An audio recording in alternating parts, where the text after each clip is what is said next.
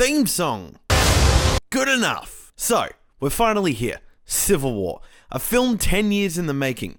But really, it's only like 3 years because it only went into production like nobody cares. Infinity War was directed by Anthony and Joe Russo, Marvel's new golden boys, as it seems, having directed two of the most well-regarded Marvel films in the franchise. And they are now kicking the ginger boy out of his throne to direct the biggest film since Sliced Bread, the movie. They promise action, spectacle, good chuckles, enjoyable interaction, lots of sad things, and a big CGI purple raisin. The biggest question now is, does it deliver? Well, yes and... okay, I'm just going to talk about the film here, but later I'm going to say a thing that could potentially ruin it for you, but just going to talk about, the film on its own merits. Purely the film. I'll say when I'm going to say the thing. Ultimately, just the film, I was very impressed. What Infinity War does so well for me, and what will really stick with me in my mind as one of the better Marvel films, as opposed to sticking my foot, is that it manages to give the feeling of real stakes and tension. Thanos is on his way to get the Infinity Gems, so the heroes have to stop him. Pretty simple story. Bad things are going to happen if they don't. And somehow, throughout the whole film, all I could think about was, flopping, if he gets those stones, literally everyone is dead. And that's the fear that the Russo brothers managed to weave throughout the entire film. And because of that, the characters treated about as seriously as they should. Yes, there's a few quips here and there, just like any Marvel movie, but to me, they mostly felt right for the character, and thankfully, to all the cinema gods, thank you. They never stopped the movie dead in its tracks. You know when there's a joke and you just have to sit there for 10 seconds while the movie is like trying to be funny, but really it's just awkward and you feel shame well up inside you because you asked all your friends to come and see Blade with you, but now they all hate you? Also, why is Black Widow in this team? What does she do? One of those spinny kicks on Thanos? He'll drop kick her into the sun. Anyway, like I was saying, the humor is mercifully breezy and never stops the film dead in its tracks. The film even manages to do a good job balancing a lot of the characters, with most of the people in the somewhat extraneous cast having at least a moment.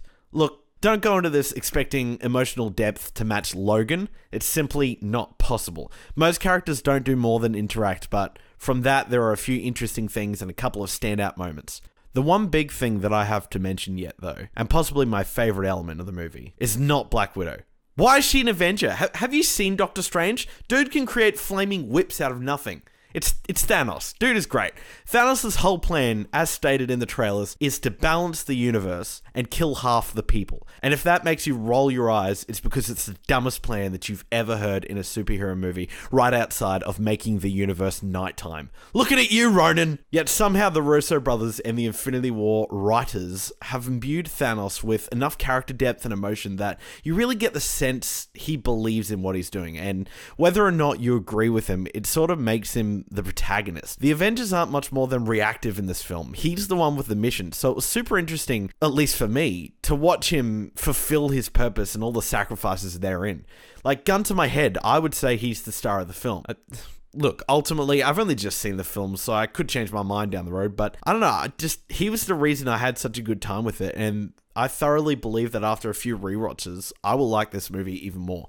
Its biggest fault, purely on a level inherent of itself, is simply too many characters, and that just cannot be balanced in a 2.5 hour movie. But I do think people will like this film. If your favourite character is Doctor Strange, there's some good Doctor Stranging. If your favourite character is Thor, there's some bloody good Thor, alright? So go there, have a great time, and get ready for a great Thanos story. I'm very interested to see what happens in this universe and with these characters in Avengers 4, and I'll look out for that one. Now, here's the part where I mentioned the big thing that really turned me off, and probably a lot of you are already thinking it's not really a spoiler, but I don't know, if you want to go in as blind as you can, do it, but I don't know, it's weird to talk about. What really turned me off the emotional depths of the movie and some of the big stuff is it's not a spoiler to say there is a stone in these films that literally turns back time, and it's not a spoiler to say that many of these characters have individual films coming or whatnot. So me personally, I just found it very hard to care when stuff would happen with characters because I can't help but remember they'll probably be back next movie. And that's not a problem of the film itself,